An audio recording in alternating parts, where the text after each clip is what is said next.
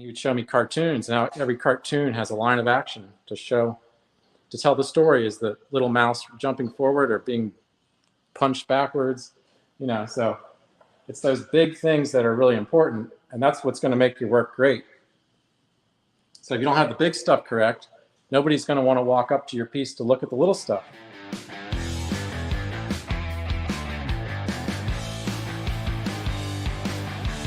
You are going to be in for a treat today. Rick Casali is going to teach you about 3D art, about sculpture, but not only sculpture, but sculpture for painters, something that will be extremely valuable to you. Rick, welcome to day number 251. Wow, thanks, Eric. It's a pleasure. You have the distinction of being the first artist after day 250. And so we just wrapped up 250 days of this, and now we're going to work on the next 250. Wow. Yeah. Congrats. That's a lot. Great. So tell us a little bit about where you are and what you're going to do today. Well, I'm here at my private studio in Maryland, near Washington, D.C. And as you can see, it's a Northlight studio. So I'll give you a tour of the studio, maybe talk about how I built this space. And then I'm going to go into some sculptural concepts that relate to portraiture. So I'm a portrait painter mainly, or portrait sculptor mainly, but I started as a painter. So I sort of have a unique, I guess, vantage point, because I began as a painter, and then I transitioned to sculpture about 8 years ago professionally. So most of my students are painters, and they want to come learn the form, the anatomy, the planes, the proportions in clay. And so that's mainly, what I offer that's unique. And I'll also talk about some of my my online teaching now in this new age of lockdowns. Yeah. Well, we have, I have had many great painters tell me that the transformative moment for them, even though many of them had been painting for decades, the transformative moment came from when they started sculpting, because sculpting really helped them see form in a whole different way. And George Carlson, who is one of the great landscape painters of our time, as of course also was a famous sculptor, and he said, your work will be completely different once you start sculpting, which is why I have a box of clay and I'm ready to jump in. So I'm eager to learn. I might become one of those online students. Okay, well, don't be afraid. It's just clay. Yeah, well, I am afraid. So you're going to help us overcome that. So Rick, we'll be right back with you in just a minute. I'm going to just drop off, make a couple of quick announcements. All right. Okay, looks like we're in the studio. Yeah, I'll give you a quick studio tour. All right. So this structure was originally a 2-car garage. So really? I kept the old concrete and just tore everything else down.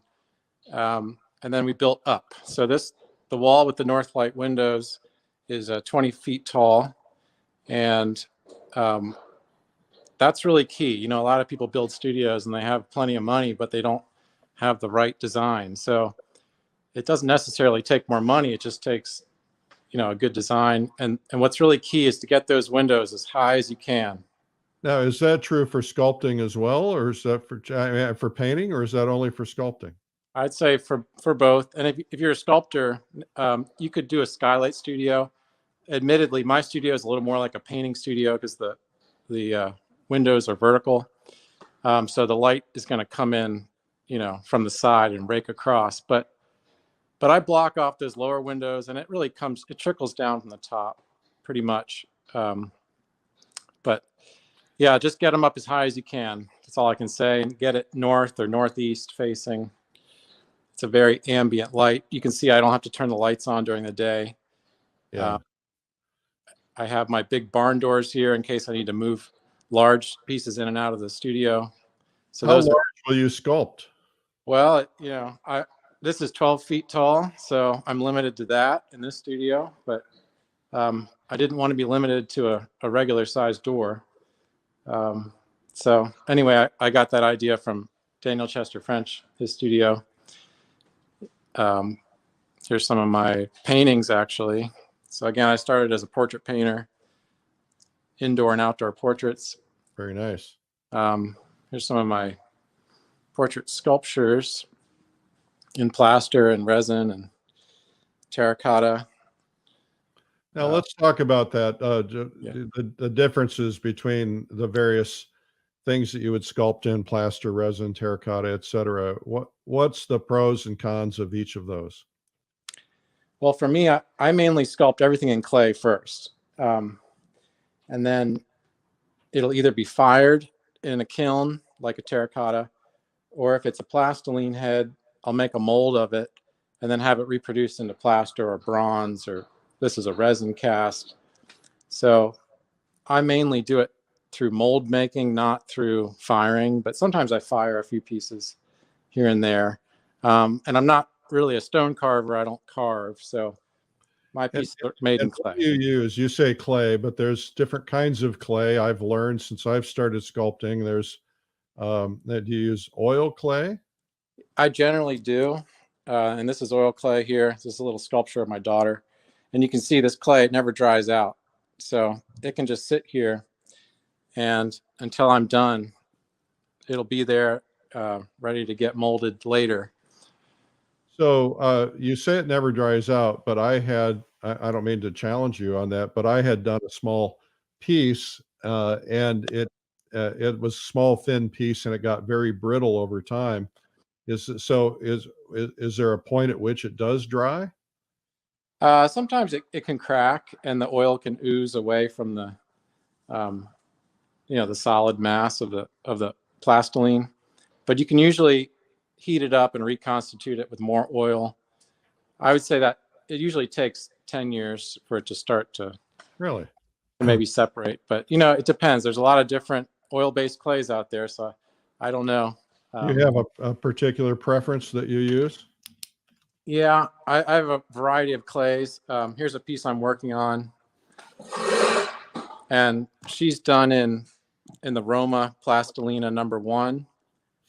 And I know Roma has sulfur. A lot of artists don't like the sulfur, but I find that it's really kind of creamy and easy to work with. So I usually recommend that to my students because I don't want them to have to heat it up too much. So typically you still have to heat up clay a little bit to sculpt, right? Well, especially in the wintertime, so the warmer it is, the softer it is. So I usually put my clay on top of my wood stove here. I have these pans, where I heat it up. Now in the summertime, you just put it outside in your car and it'll get really soft. So I have Roma, I have Chavant clays. Clean clay is a clay I really like. Here's a different type of plastiline. You can see they're all different colors. That's JMac, sulfur-free. These are some demos I'm doing for my Patreon page. Little structural figures. And then there it is again. That's the JMac. So it looks like terracotta, but it's actually oil-based.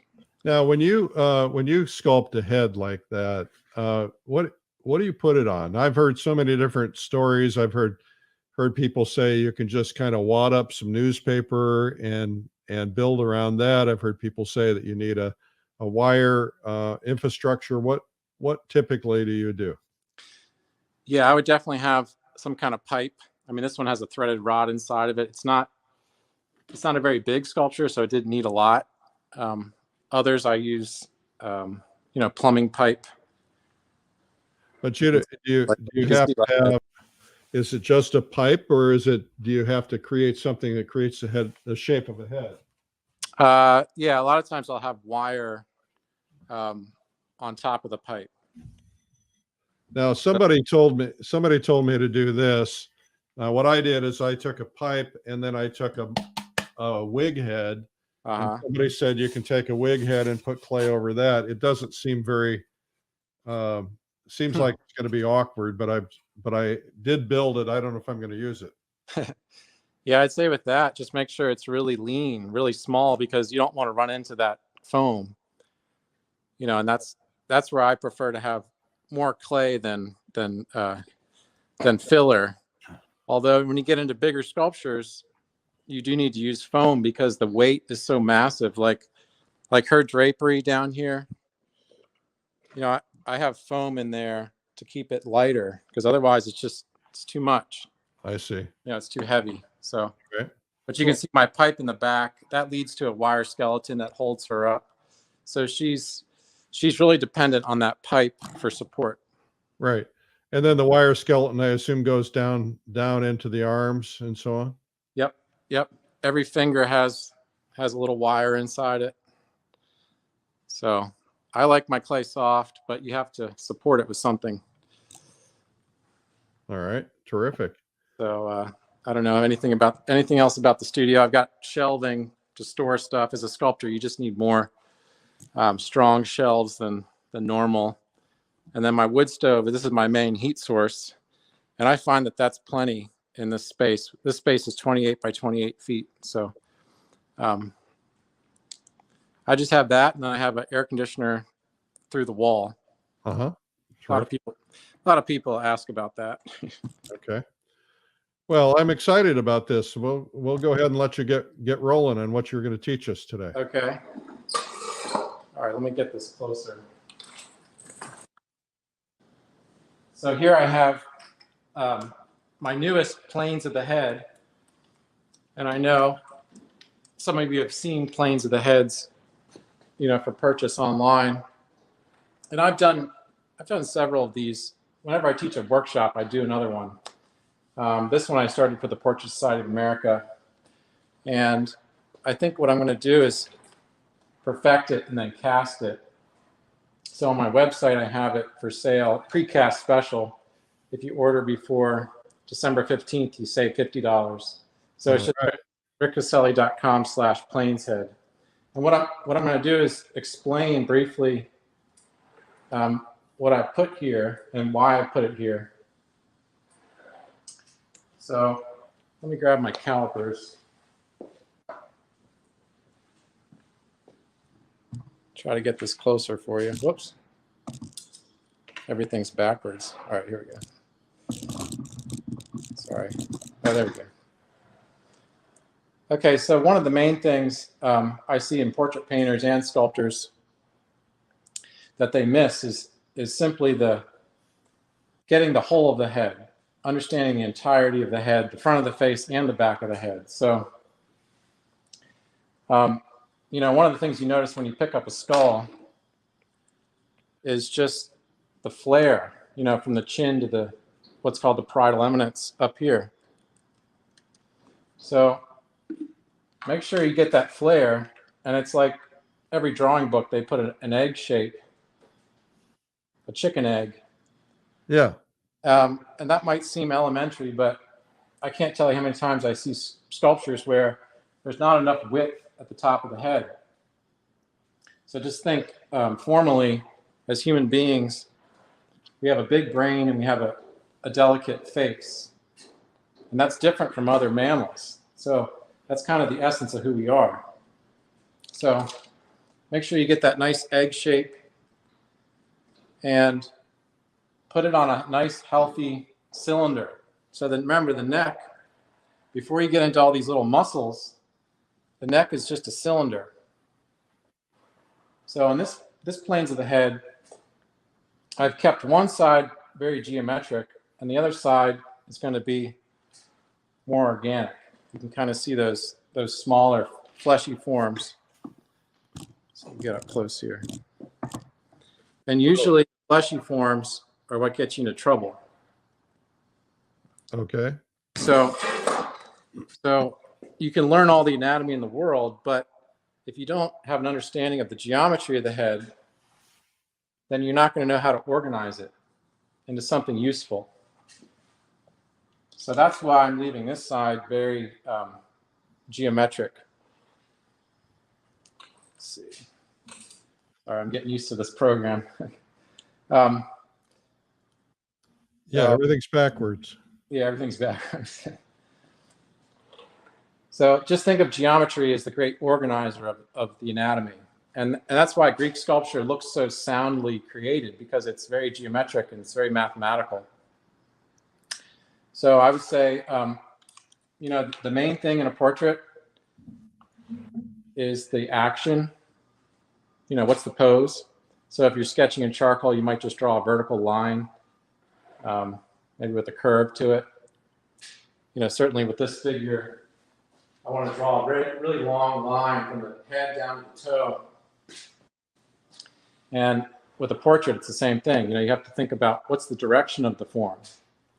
So that would be the main event, as my teacher, Cedric Egley, calls it. The main event is that he's a vertical. So that's just action or pose. And the next thing I'd say is, what's the proportion of that form? And the proportion is the height to width. So when I talked about, this being the widest point of the head, you want to make those comparative measurements. And proportions will also help you organize the gross anatomy. So will you actually hold those calipers up to your model? Oh yeah. When I'm doing something life size, just go directly up to them and get that measurement. So a lot of you probably measure from the inside corner of the eye to the chin. I can do that directly with these and then make a mark on the clay. And that's going to give me my halfway point for the head. So proportions are really important. That's going to tell you male or female. It's going to tell you age. It's going to tell you lifestyle, body type, all those things. Height to width. So as a portrait artist, proportions really give you a lot of the likeness. It's not everything, but if you can get the eyes, nose, and mouth in the right spot, it's going to kind of look like the person. But then you also have to get the back of the head in the right spot in relation to the front of the head. So that's some of the things I like to teach. So you have action, proportion, and then you have your gross anatomy, which is all the muscles, the bones, the tendons, the ligaments. And those things are sort of seductive because they're fun to learn and they're important. But again, if you don't have a system to organize them, it's just a mess. So what really helps to organize all the gross anatomy is the proportions and the geometry. And I'd say one more thing would be the linear rhythms. So if you can let your eye flow from let's say the front of the head to the back of the head into the chest, maybe up the front of the neck to the downward plane of the brow ridge. Again, like this figure.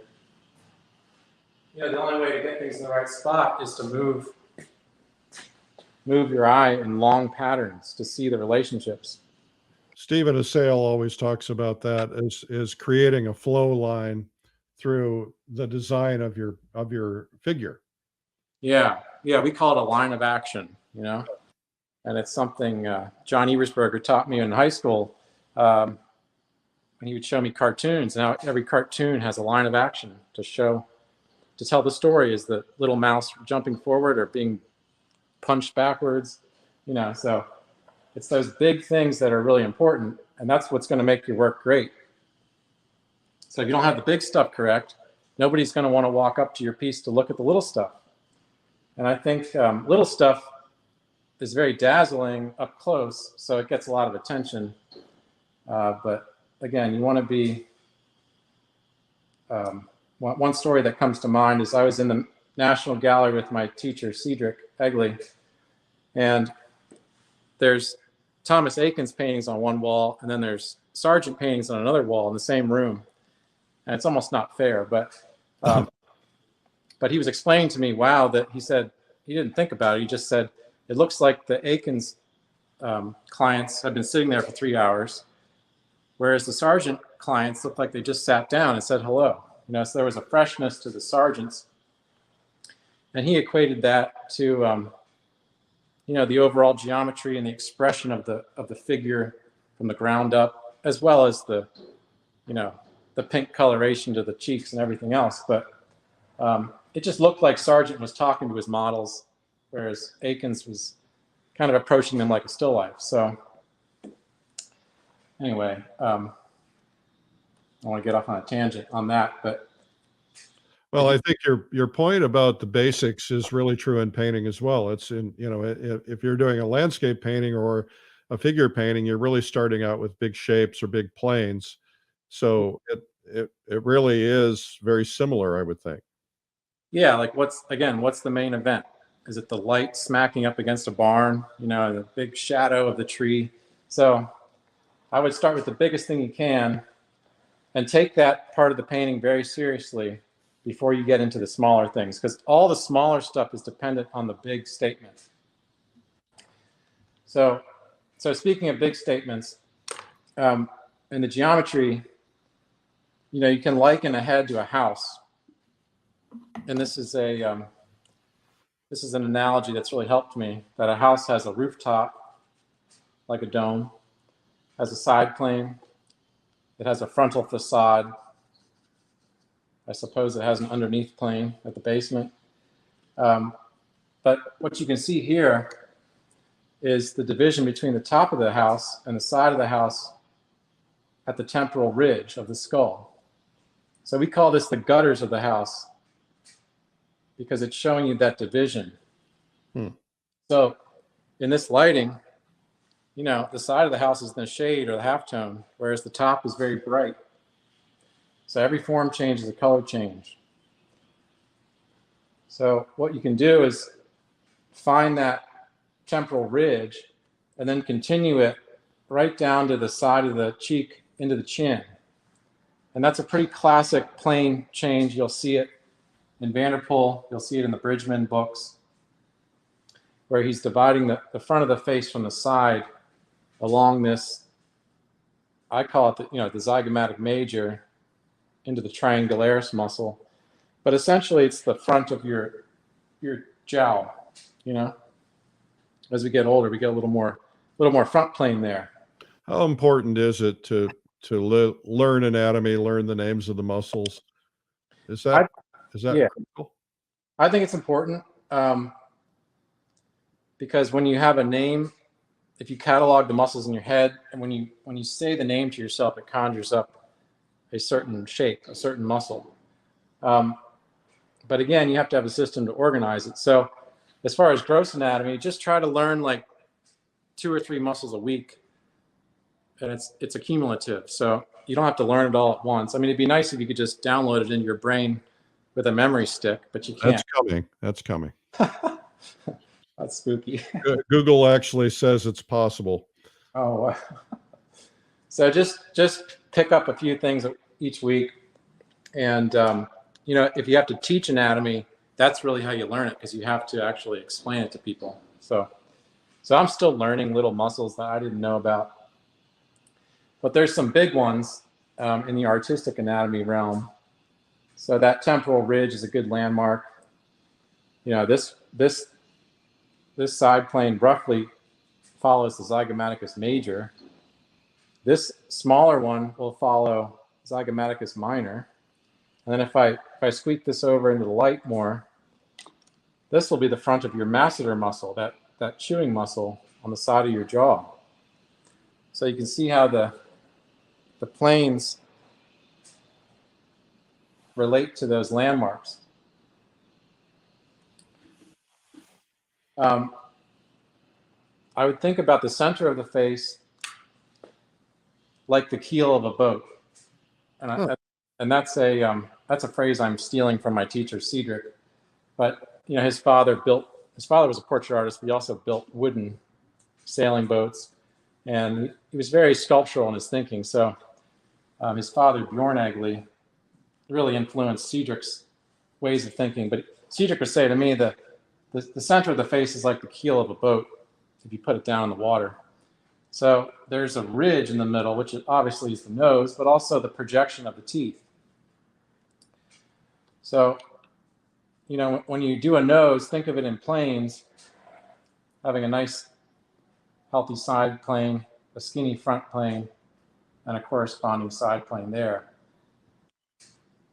A very intense undercut underneath the nose. So if you want to think about which planes are up and down, you know, I call these the undercuts. The eye sockets, they're not strictly under, but they're under enough that they're smoky.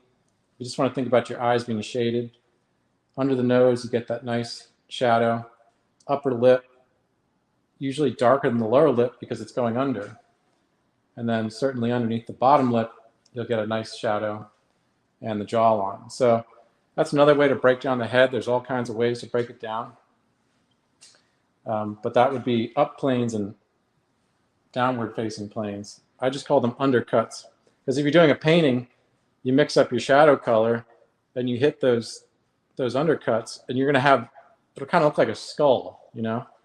And if you can get sort of those shapes the right size and in the right spot, it's going to look like somebody's skull, and it'll look like them from a distance.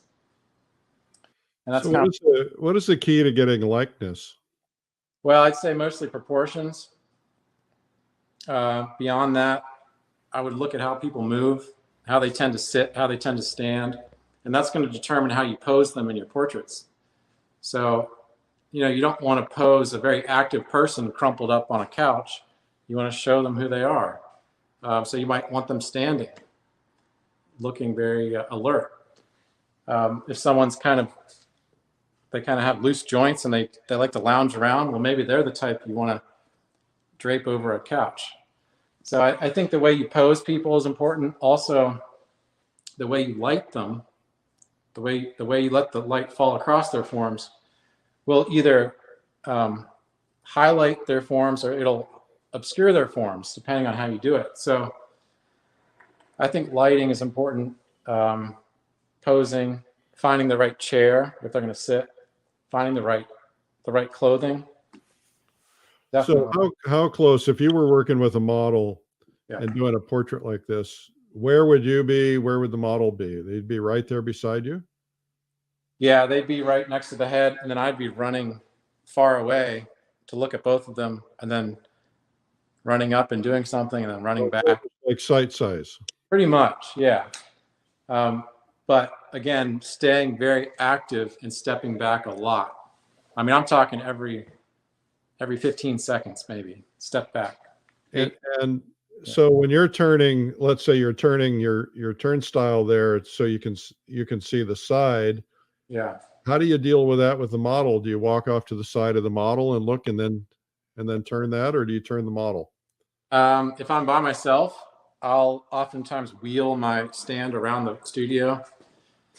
If I'm in a class, we'll have the model actually turn, and then everyone turns their lazy Susan. But I will have the model move around the studio too, because I want to see, you know, if one side's in the shadow for an hour, I want to flip that around and see it in the light, you know? Right. So I have the model move a lot. And actually, I like that because it keeps them fresh, and I get to know them and see how they move. So if they've been sitting too long, have them stand up and just work standing. They like that, you know. So stay very active. You know, don't get crunched up in your chair too much. You know, they always say draw from your shoulder, not your wrist. Right. So this side, just to summarize, what this is an explanation of geometric planes in the way a painter would think, in the spirit of John Vanderpool or George Bridgman. So in this case, I'm cruising over the form in large shapes on top of the form. So if you do your light and shade, that's what you want to do. Now on this side, I'm thinking in elevations. I'm thinking through the forms, underneath, above. And I'm bringing in some of these more organic, fleshy forms. So I'd say it's better to learn this first before you get to this. So what's the learning process like? If you were going to recommend somebody going from the beginning, would it be with drawing first? Would it be plaster cast and copying cast? What's your process? I would say, yeah, drawing is kind of the core of everything, in the sense that drawing is making form. For me, my training was lots of figure drawing and portrait drawing and charcoal, vine charcoal from life. And then I would do pencil sketches from photographs at night, pencil sketches from fine art books, art teaching books like Bridgman and Vanderpool. I'd copy Sargent heads in pencil. And I think cast drawing is good because you have like a still life you can render the form from. So it's a good way to learn light and shade and perhaps anatomy as well. But working from life is important because we're not statues. You know, we move. So you have to you got to move with the model, and your brain has to move just as quickly as them too. So in life drawing, you're not copying so much as you're reconstructing the person on the fly. You know, it's a very active thing. So that demands that you learn about the rib cage shape, that shape of the head, the neck's the cylinder. You know, you really want to feel the structure of the bones. And in that sense, you're not a slave to copying. You're sort of liberated through your knowledge of form. So I think working from life is tremendous. Do still life, do landscape, and then do some, in the wintertime, do some sculpting. You know, try doing a head in clay. Just get some cheap terracotta clay. But it'll be accumulative. I remember when I was studying with Steve Perkins, we would do about, I think, a month out of the year with Steve, and we do a figure in the morning and a head in the afternoon, you know, 5 days a week for a month. And I did that probably 5 or 6 years. And that was a way to actually learn the anatomy and the planes. But it's endless. I'm still learning. So I'd say do a combination of all of it. And finally, get into oil painting, because painting will show you how to do the massing of the planes. So, you know, your drawing helps your painting, but your painting also helps your sculpting. You know, your sculpting helps your drawing. So it's kind of a cycle. But if you get really good at painting, massing in light and shade, well, that's going to make you a better sculptor, because all of a sudden you can spot those planes and colors very quickly.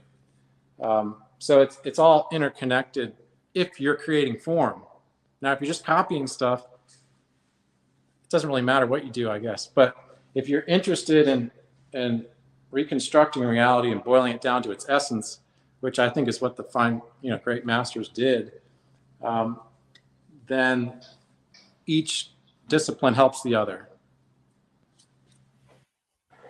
Kind of hard to do a self-portrait in clay, isn't it? Because you can't see the back of your head. Well, I've done it. You know, I looked in a mirror to do this one, but then I had a friend take some pictures from the side of me. This is just the front of it. Right. But you can do it. Yeah. I mean, I'd say if you don't have a model, especially nowadays, you know, use yourself. Look in the mirror. And it's kind of neat. Do you ever do plaster casts of anyone? Oh, you mean life casts? Yeah. Oh, yeah. Yeah. Yeah. So like for this thing I'm working on behind me, I did a number of hands and feet as a reference for her. And I have pictures of that model. This is the cast of Abraham Lincoln. Oh, yeah. Yeah. I think I got this at the Chesterfield. Oh, Chesterwood. Chesterwood. It's hard. This camera distorts, but this was essentially done when he died, and so I think it's pretty cool. But I've been thinking about doing plaster casts of other people just so I can learn how that works, and then maybe try to sculpt from those, because getting live models isn't necessarily easy. Yeah. Yeah, they make some really neat products now. There's alginate, and there's something called double body silk, I think it's called. It's a I guess it's non-toxic latex or something, but you know, you just drip it on someone's face and then you peel it off. So that can be kind of fun, especially for learning those smaller forms. One thing I'll mention though, when you make a life cast of someone laying back, it's really going to pull their forms back a little bit. So they're not going to look exactly the way they look when they're standing up. Just keep that in mind. Yeah. And again, with the neck, I've added musculature in more of an écorché style. You know, the main muscle people get attracted to is the sternocleidomastoid muscles. So I've tried to put those on without disrupting the cylinder of the neck too much. And there's a few others, you know, the trapezius in the back, the clavicles down here create like a shelf. There's some smaller muscles. So my plan is to make a little cheat sheet for this that will be shipped out with the plane's head. I do have a finished ear. You know, with ears, just learn the cartilage of the ear completely, and you can pretty much make an ear out of your head once you learn the parts. Interesting. Yeah. I'll show the website, which I looked it up on your website, and it's rickcasali.com/stored/planeshead. Oh, that's it. Right. Good. Yeah. So if you go to rickcasali.com and just go to the store, you can find it. Yeah. Great. Thanks. And also, absolutely. Well, we're trying to help everybody during COVID times, and we hope people will buy stuff because it's good for everybody. yeah, I mean, you just have to adjust. When I realized this lockdown wasn't ending, I just decided got to be totally, you know, self-sufficient as much as possible. You can't really rely on any school or anything. So I'm doing my Patreon page now, where I have lots of teaching videos on these concepts. And it's only $10 a month. So that's patreon.com/Rick Casali, my name. And you can just try it out. I do about 4 videos a month. I only promise 2, but I usually do 4 or 5. And right now we're doing the whole figure. So I'm doing the entire rib cage, pelvis, head, appendages, hands and feet. That'll probably go into March or April.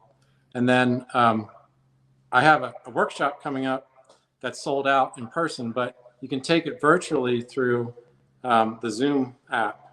And that's January 6th through 10th, I believe.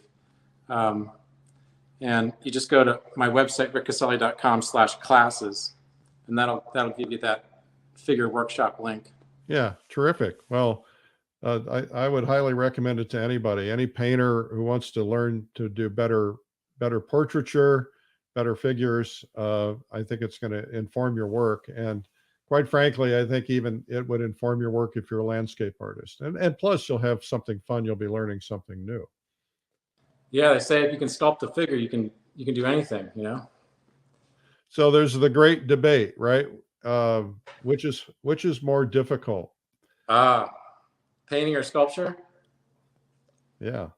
I'd say, you know, anything done well is difficult, but that's true. You know, with a painting, the added difficulty I see is you have to learn the language of color because you're creating the illusion of 3-dimensional form on a 2D plane. In sculpture, it's more direct. You're actually making the form, but then you got to worry about it falling over. You got to not just sculpt the face, but you got to sculpt the little pinky toe. So you're doing a 360 painting all of a sudden. So sculpture can be a lot more time consuming, I think. Not always, but I think you know what I'm saying. I think. Do you have anything in the studio that's at a very early beginning stage so that we can get a feel for clay massed in on something? Yeah, let's see. Well, I'll tell you, this head I just kind of started. I mean, it's a small head, so I could work quickly. But that's pretty much the skull shape. Maybe that's further along than you'd want. Here's a little. Well, try to get an understanding of what. Here's a little sketch of a boy. You can see it's kind of rough. Now, when I'm teaching, I'll really boil it down to its fundamental form. So this is how I'm teaching them the whole body, sort of a mannequin-like approach. And you got a lot of different things going on at one time, don't you? Yeah, this is from my leg lesson on Patreon. And this was a demo from a recent workshop where I'm explaining the arm. Now look to the right there, just a second. Right there. What's that? Mass of clay?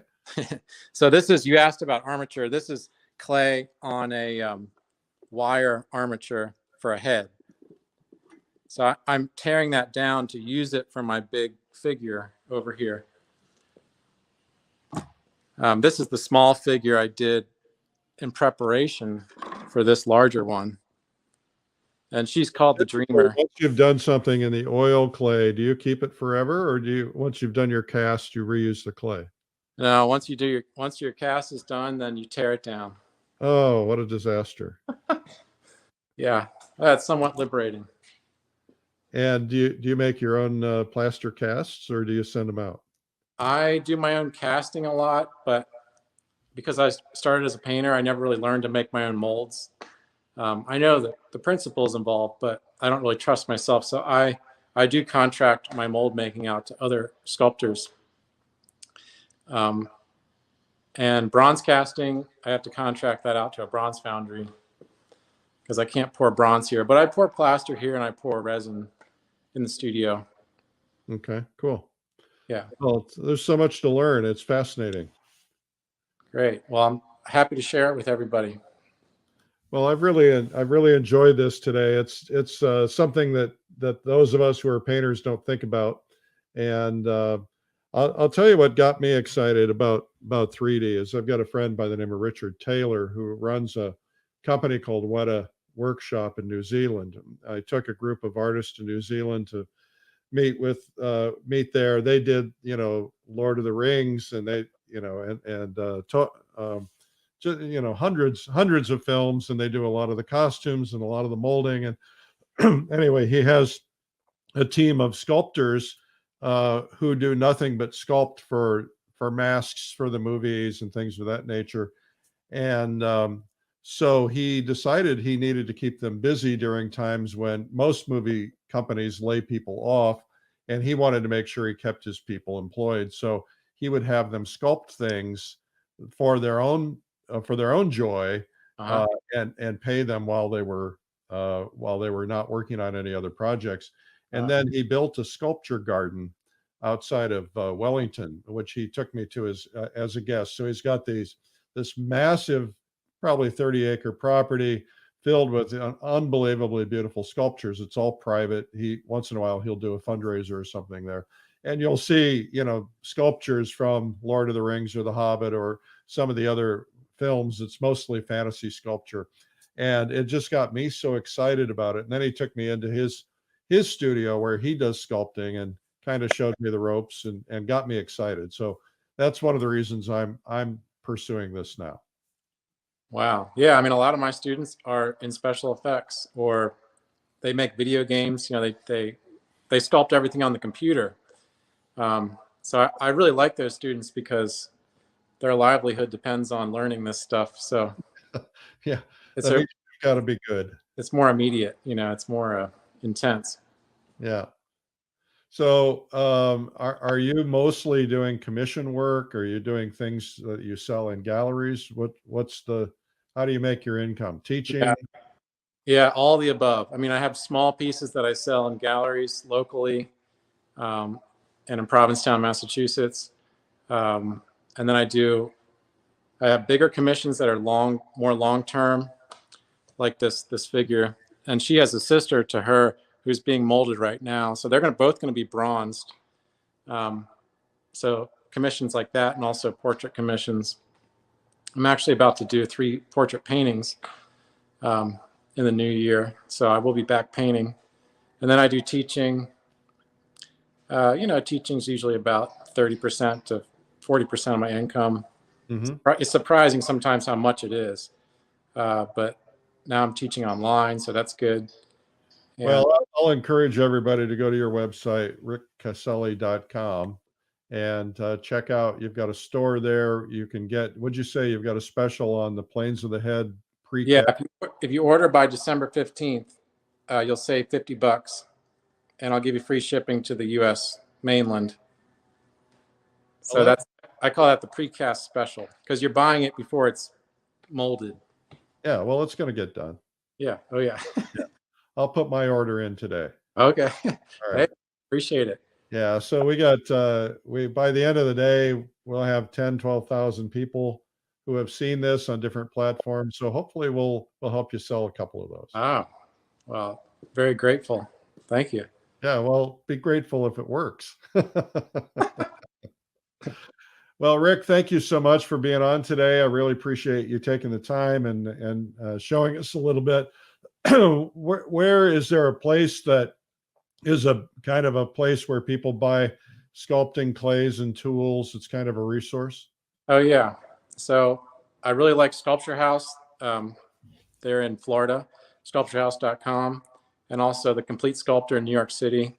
I use them a lot. That's where I send my students for tools, clay, mold making materials. So they're And both. They're is both. there a good source for plaster casts? I know it looked like you had a few of those around. Oh yeah. I like Juiced Gallery in Boston. They're in, I think, in Woburn, Massachusetts. So some of these are from Juiced. Also, Felice Calci, he's in Italy. I think his name's Andrea Calci. You can look him up on Instagram, Felice, and he's got a lot of good stuff. Who else? I think those are the two that are really high quality. You know, I've got some of these are mine and some of these are antique, but there's a Henry Henchy drawing right there. Oh, wow. Those are both Henry Henchys. Fabulous. This is a painting by my teacher, Cedric, from the 70s. And that's a painting by Michael Shea Neal of me. Oh, fabulous. A few years ago. So, so it's little things that inspire me. And yeah, Michael was a tragic loss. That was so sad. oh, I'm sorry, Michael Shea Neal. Who are you talking about? Michael Shea Neal. Say it again. Sorry. Michael Shea Neal. Oh, he's still alive. Oh, I don't think so. You're talking about his teacher, Kinsler. No, Michael passed away too. Pretty sure. Just recently. No. Yeah. No way. Yeah. Yeah. Kinsler passed away, and then he passed away last year. I'm pretty sure. I may be wrong. People will correct me. Maybe Ed Jonas. Maybe. Nope. Nope. Well, I just texted him. Oh, did you really? Okay. Well, this is going to be controversial. Okay. Okay. Well, we'll find out if you get a response. I hope he's still alive. We'll find out if you get a response. Okay. Yeah. Okay. Well, Rick, thank you so much for being on today. I really appreciate it. And everybody go to rickcasali.com, check it out. And we've learned a lot. It's been fabulous. Thank you so much. Great. Thanks, Eric.